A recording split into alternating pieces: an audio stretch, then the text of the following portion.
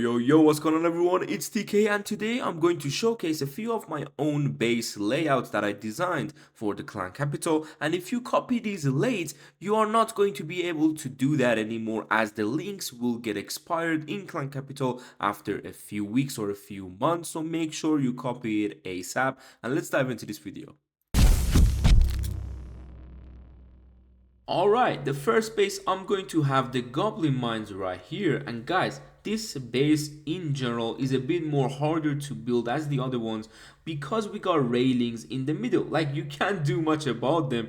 It's just the way that you basically have to showcase. For example, basically put these crushers in an area where then with the walls, as you can see, we force the troops onto the crushers. Because you only got two, you can use the reflectors and stuff. That's what I did. So we're forcing the troops into these stuff that can damage them a lot. Now guys, a few things I'm going to explain on each district is going to be a bit similar. For example, not having everything clumped up most likely, and for example having the major defenses super far from each other, something like that. And we got Tesla farms on a few of our districts just to surprise the enemy, and also of course those miners which can get thrown down into the base. I have the bomb towers or wizard towers on the defenses that don't do splash damage as much, so they can protect from the graveyard spell or the super miners, of course. Now let's move on to the next district, and it's going to be the skeleton park.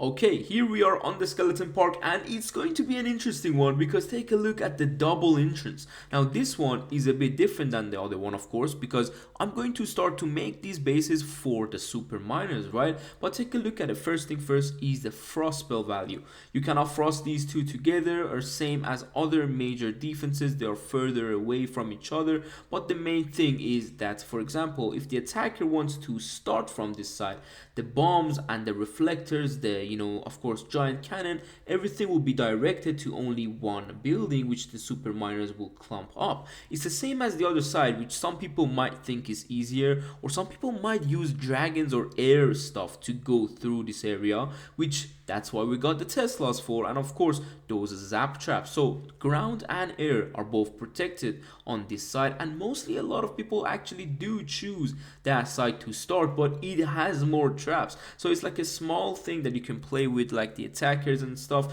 And for the rest of the base, of course, everything else, as I said, separated. We got, of course, point defenses right next to them for those graveyard spells, something like wizard tower to protect stuff that couldn't like do very hard splash, I would say. But you got a bit less, of course, crushers, I would say bomb towers, all this stuff on this district. So all you can do is basically having them protecting like the major defenses. And also, for example, early on, this is an early double bomb tower for those super miners, which will go down so quickly. But let's move on to our next district, Golem Quarry, and we're here. You can see already with triple major defense on the entrance, this will make the super miners, like I would say, struggle a bit, just because everyone has two frost spell, right? And not a lot of people, by the way, use the frost. They might use heal, and that's even better for you as a defender. But if they use frost, you can see already you cannot frost these two major defenses together, same as this one. So you either gonna go have to frost these two or just another two options. But at the end of the day, you always have one of the major defenses that will target the rest of the miners. So that's what I went for on this base. But take a look at the miner pathing when they reach to this side. They're gonna go separated way.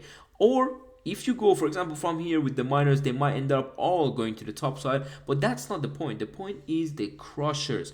These crushers do not go under the frost spell with these rocket artilleries because they are further away. But at the same time, the rocket artillery will target the crusher, and again, look at the pathing which the miners that the enemy have spammed, they will just keep going around this stuff. So that's what I went for, and a bit more to the pathing on this kind of district. I have also a few traps and stuff here in case, let's say, the attacker finished their attack in a way that they can deploy troops here. So now if they go in, it's cool because both rocket artilleries will be able to target around and the surrounding of the blast bow. So that's what I also kind of noticed in a lot of of my bases which I'm currently using, and in general this base did do a lot of defenses on our side. But let's move on to another district.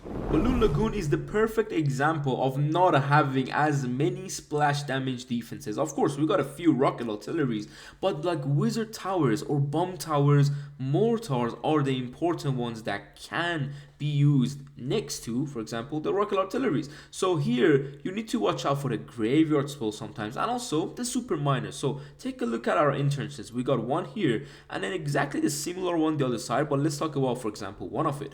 Now with this building right here, I'm forcing the miner to go here and then inside, because if I don't have this building, the miners from here will just go here and this giant bomb will not get activated and they will just keep going. It might get activated eventually, but this building will force them here and then into all of the damage. We got a Tesla on this side and also of course a log trap, just to put as much damage into this area as possible. Again, the attacker has to choose with the frost spell. Are they gonna go double frost on both of these, or they're gonna go one frost and not cover either one of these? They can risk it, but it won't reach. So that's how it can go. Now for the rest of the base, of course you don't have many defenses, you just have point defenses. So you can do is to clump them up at least to get the most damage out of the miners. Same way as the other side, we got triple rocket artillery here just to make sure the attackers go from the other side most of the time, and if they do that, it's a lot more waste of time.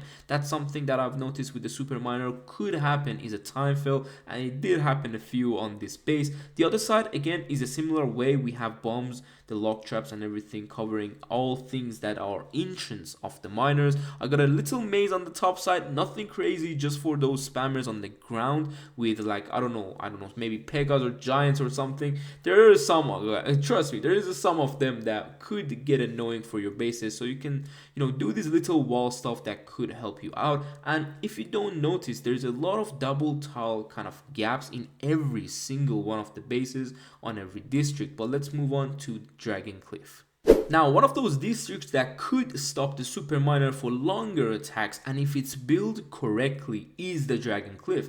Just because if you take a closer look on the placement, look how far I have each of these dragons. They are so far that they cannot get those frost spells together. At the same time, they don't give the frost spell value to the major defenses that have been placed. That's how this base is designed. So they are basically separated in 3 ways on the entrance, as you can see, and the attacker can only frost spell for 2. So are they going to double frost here? Then no problem, you have so much stuff on the side that could stop the super miners.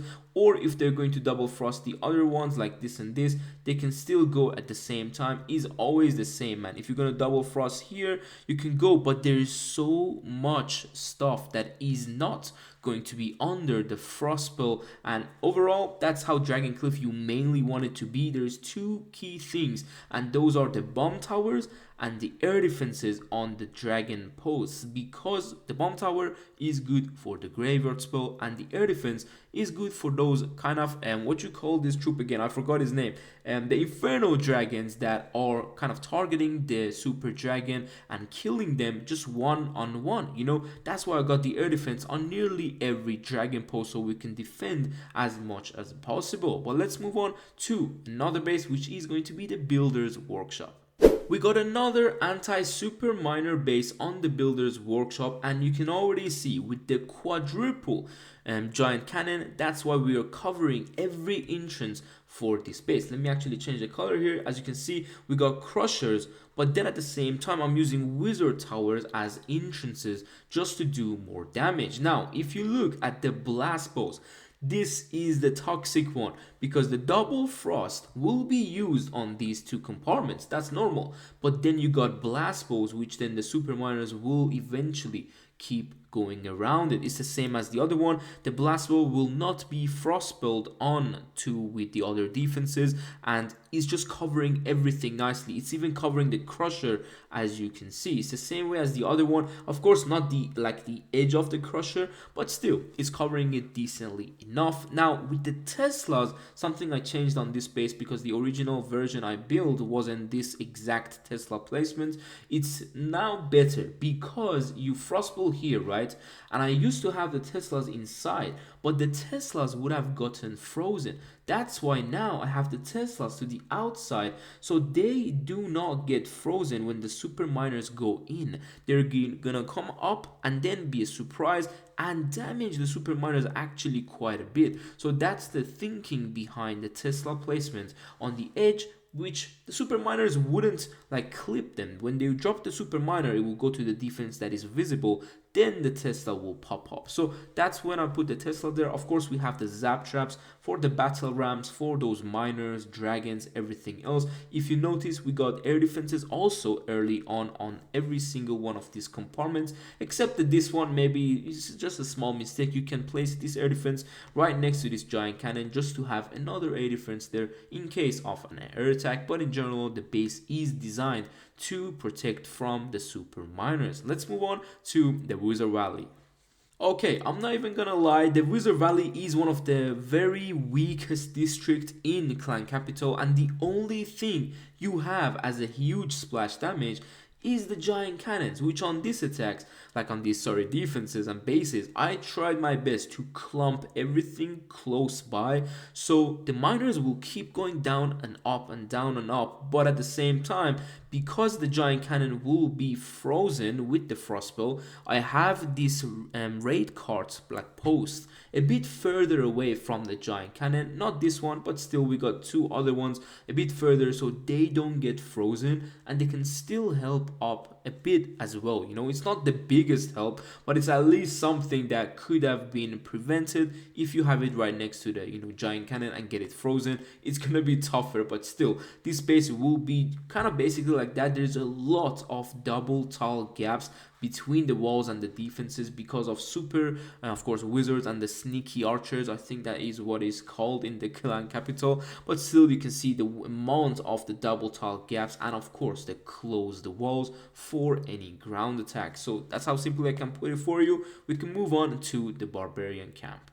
Now the Barbarian Camp, I've actually designed a few that I like in general, but this one did defend very well. I don't know how, because when I look at the base, it's like, okay, it does look kind of normal, but if you look at it closely, the way the miners path or the way they can get separated is a lot more on these bases. If they go here, they can go there and then they get separated. Once they go here, because of the Tesla, then they can get here and then the giants will keep them. It's just insane. Like this base worked really good because of the way it separates the miner from each other and makes it like a smaller group to go to the sides. Same way with the pathing, and also the giant posts are a huge thing in the Barbarian Camp. They can really defend quickly and keep everything inside a single area, which then of course the rocket artilleries and the giant cannon can demolish. Again, we don't give frost values between the two major defenses. As you can see here, none of them go down to 1 frost, so they can use